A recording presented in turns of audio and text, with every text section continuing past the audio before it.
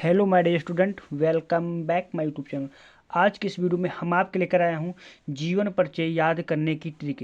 यदि आपको भी जीवन परिचय याद नहीं होता है तो आज का यह वीडियो देखने के बाद मेरी गारंटी आपको जीवन परिचय किसी का भी हो चुटकियों में याद कर लोगे।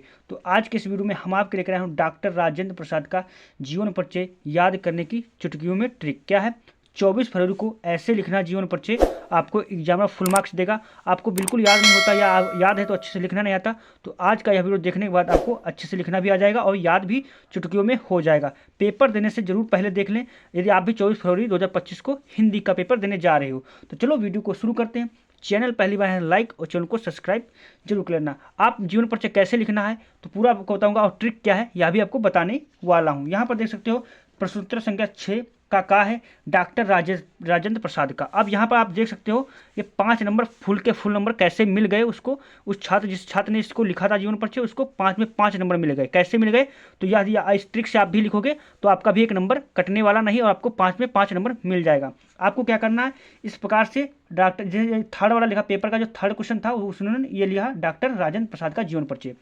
इसके बाद क्या किया उन्होंने, साइड में उन्होंने संक्षेप में जीवन परिचय लिख दिया। देखो साइड में बॉक्स बना दिया। इस प्रकार से आपको भी पेपर में क्या करना, बॉक्स बना देना है। इस प्रकार से बॉक्स बनाकर आपको क्या करना, याद करना है। पहले हम क्या करेंगे, इसको याद करेंगे। याद करने के लिए आपको क्या करना, सिंपल सा तरीका, किस चीज़ों को याद रखना है, आपको जन्म याद कर लेना है उनका। किसी का भी जीवन परिचय लिख रहे हो आपको सिर्फ जन्म याद कर लेना, उसका जन्म स्थान वो कहाँ का है, उसके बाद उसने शिक्षा कहाँ तक की है, पिता का नाम, पद और मृत्यु, रचना है। बस ये 7 पॉइंट याद कर लो। 2 2 4 2 6 1 7।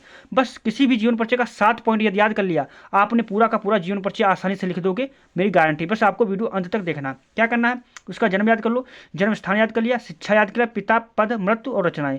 बस हमने क्या किया, इसका डॉक्टर राजेंद्र प्रसाद का हमने याद कर लिया। अब अगर इतना याद है आपने बॉक्स में संक्षेप में लिख दिया तो एग्जामिनर क्या करता है, उसको लाखों कॉपियाँ चेक करनी होती है। अगर आपने शॉर्ट में उसका शुरू में ही लिख दिया तो एग्जाम समझ जाएगा आप पढ़ने में अच्छे हो और आपको क्या कर देगा, बस यही चेक करेगा और आपको फुल में फुल मार्क्स दे देगा, क्योंकि आपने संक्षेप में सही लिख दिया है। बस यही एग्जामिनर पढ़ता है। तो आपको भी क्या करना, बस इतना याद कर लेना अच्छे से। जब इतना याद हो जाए बस उसी को उठाकर आपको यहाँ पर क्या करना, जीवन परिचय हेडिंग डालना है। क्या करना है, जीवन परिचय हेडिंग डालना। अब जीवन परिचय हेडिंग डालने के बाद मैं यहाँ पर डॉक्टर राजेंद्र प्रसाद का जीवन परिचय यहाँ पर पढ़ने वाला हूँ। आपको भी अच्छे से लिख लीजिए और इसको तैयार कर लीजिए, क्योंकि ये बहुत ही कम और सरल शब्दों में लिखा हुआ है। और देखिए फुल में फुल नंबर भी 5 में 5 नंबर भी मिल गए। आपको भी इसी तरीके से मिल सकते हैं। बस आपको जो तरीका मैंने बताया उसको आपको फॉलो करना है। बस क्या करना, किसी का भी जीवन परिचय याद करना, बस ये 7 पॉइंट इसको याद कर लेना। याद करने के बाद बस आपको क्या करना है, 1-2 बार प्रैक्टिस करना है। ये करने के बाद इसको बॉक्स में लिख देना। आप बोर्ड में कॉपी में लिखते समय बस इसी तरीके से आपको लिखना है। जीवन परिचय डालने के बाद क्या करना, देश रत्न डॉक्टर राजेंद्र प्रसाद का जन्म सन 1884 ईस्वी में बिहार राज्य के छपरा जिले के जीरादेई नामक ग्राम में हुआ था। यानी कि आप देख सकते हो उनका जो जन्म हुआ था, जब देखो 1884 ईस्वी में हुआ, यहाँ पर भी हमने 1884 ही यूज कर दिया, मतलब उसका प्रयोग कर दिया।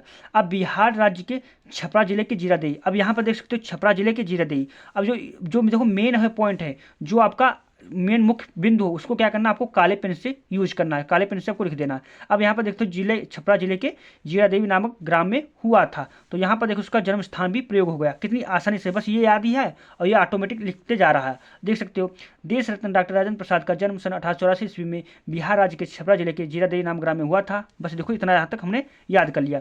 इनके पिता का नाम महादेव सहाय था। अब देख सकते हो पिता जो थे महादेव सहाय, हमने यहाँ पर महादेव सहाय भी यूज कर लिया, तो कितनी आसानी से देखो पूरा ये यूज भी होगा। इनका परिवार गांव के संपन्न और प्रतिष्ठित कृषक परिवार में से हुआ था। अब उनके बारे में आपको कहानी तो थोड़ी बताती होगी। कृषक परिवार से थे, मतलब किसान परिवार से थे। ये तो आप बना कर भी लिख सकते हो। तो ये आपको थ्योरी अपने हिसाब से अपने देखो, ये जीवन परिचय किसी की जीवन का मतलब उसका जीवन कैसा था, वो कैसी किस मिडिल क्लास के थे या अच्छे परिवार के थे, ये तो आपको सभी को पता होता ना। तो उन्हीं के बारे में आपको बना कर बीच में लिखना है। बस आपको 7 पॉइंट बस इनको याद कर लीजिए, इनसे ही आपको इसे बना कर बीच में लिखना है। इसका देखो उन्होंने और आगे क्या लिखा, इन्होंने कलकत्ता विश्वविद्यालय से MA